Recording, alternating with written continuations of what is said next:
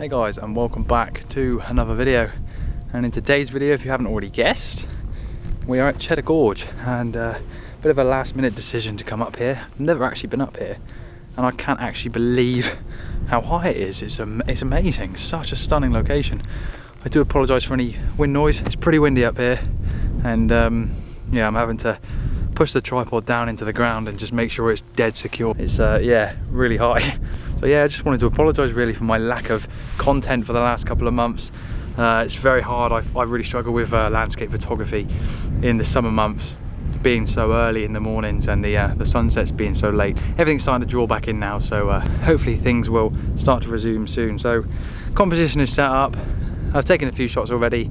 It's not really looking that great. Hopefully there's a bit of light. There's some texture up in the clouds, so hopefully we can get something, but it's just a nice view anyway. So we're gonna wait it out for a couple of hours. Hopefully we get something, some decent-ish sort of light.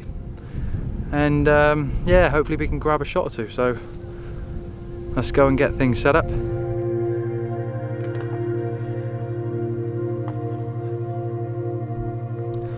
Cool, so composition is set up. Don't know about the light. There is some nice clouds up there. They're all in lines and look like waves. And hopefully as the sun comes down there could be something. Mind you, there is some gaps, so I'm being pessimistic. So hopefully I should be a bit more optimistic really. Hopefully there should be some light. Fingers crossed there will be some light. So a bit of a shameless plug. I've actually just released my very first landscape photography calendar. I'm really pleased. It took me a long time to try and pick the images, or the right images that I wanted to try and match them up seasonally, and a few test prints on different papers and stuff and the other, and yeah, really pleased to release my very first calendar. So if you'd like to grab yourself a copy, there is a link down in the bio, and I've only got a few left, so I'm really stoked with the amount of response that people have given me from it, and I'm so glad that they're in your houses, and I can't wait to see them up on your walls in 2021. But yes, back to tonight. Hopefully there will be some light. The composition is really nice, and it is a 16-35 shot. It has to be a 16-35 shot. When you see images from this place, you don't actually get the scale of it. I feel like I'm sat up on top of a mountain in Scotland. It's that sort of height. And it's also a bit like Old Harry Rocks, how the cliffs are so sheer. You can literally just peer over the edge and it is just sheer, so you can't see the bottom. You can only just about see the road, and I'm a bit of a wuss with heights, so I'm just having a little sit down if you haven't seen already, because I've got a bit wobbly legs and it's quite windy. So yeah, composition is set up. 16-35 act 16 mil vertical to get it all in, and I'm getting the foreground right in front of my tripod. Then there's a lovely twisty road down the end there, and obviously the background, got a big reservoir there, and then right up to the sky, which looks okay at the moment. I've put a 3-stop reverse grad on, and that's really bringing out the details in the clouds.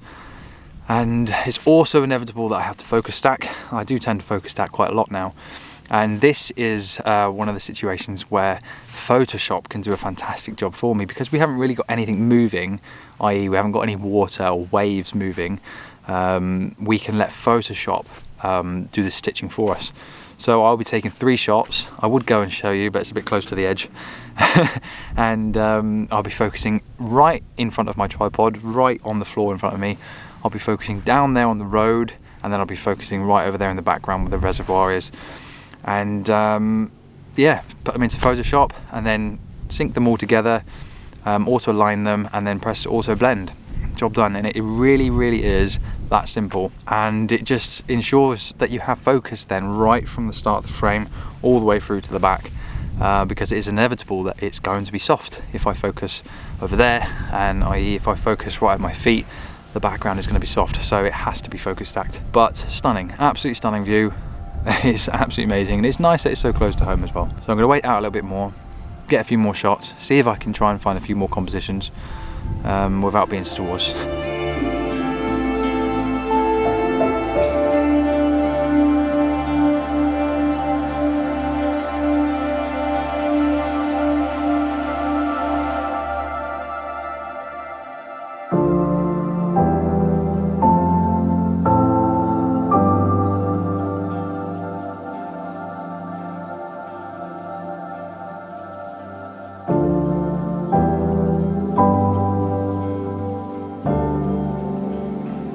So a decent image, it's gutting that there is no light, but it is what it is, and you just got to make do with what you've been given. And I think the strong thing about this place is it's such a good composition. It's just stunning, absolutely gorgeous. You can see from the drone, this place is humongous, and a 16mm lens really does not do it justice.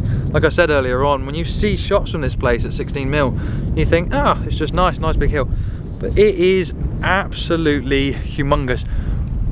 I can't begin to describe how tall this is, and I do feel a little bit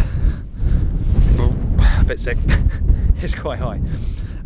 So yeah, composition is the only thing really that is strong about this.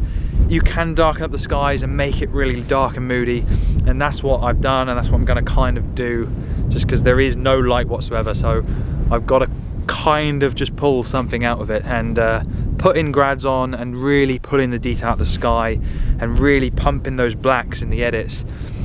Is what's going to make these images look nice.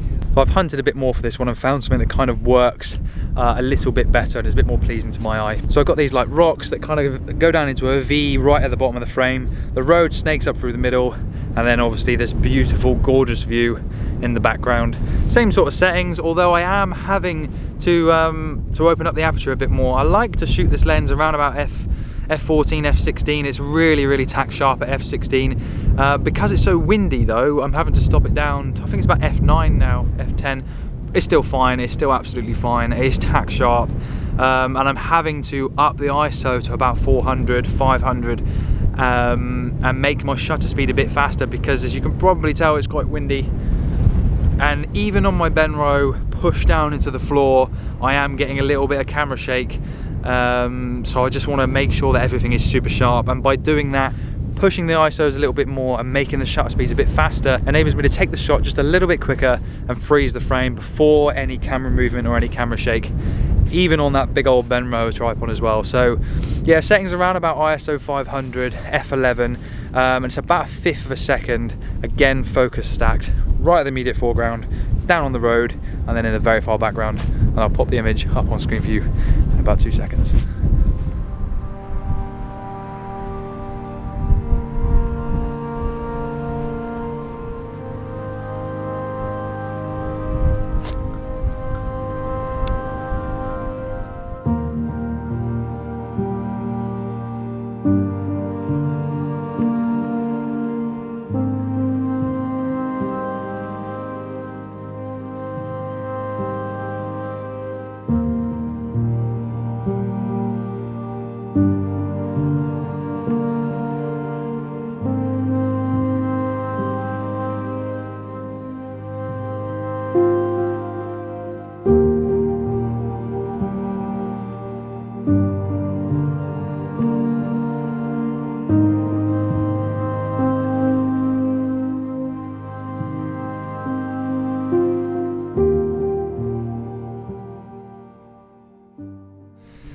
So it's looking like that's about as good as I'm gonna get, although there is a little bit more colour in the clouds now. But if I do get anything else, I will pop the images up on screen for you shortly. I've been out the last couple of nights actually photographing Comet Neowise, and astrophotography is something I don't really do.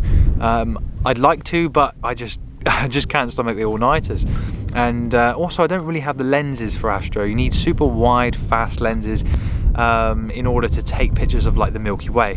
All my lenses, 16-35, 24-105 and 70-200 are all f4s. Because I'm a landscape photographer, I really don't need the 2.8s, and you also save money and weight on having f4s, so it's never really bothered me. But for Comet Neowise, I could get away with using f4. So last night I was at Colmers Hill and I was using my 70-200 at about 100mm at f4. ISO on my S1R was only about 3200, and when stacking 15-16 images of the sky, it looks super clean, and I'm really pleased to see it, and really pleased to have got a couple of really decent images from it. Because it's just one of those once in a lifetime experiences, I had to pull a few all-nighters in order to see it and try and get a shot of it. So absolutely awesome. I hope you guys have managed to get out and get a few shots of Comet Neowise, because it really is something to witness. It's stunning, absolutely gorgeous. So yeah, probably end up packing up now. Like I said, if I do get anything else,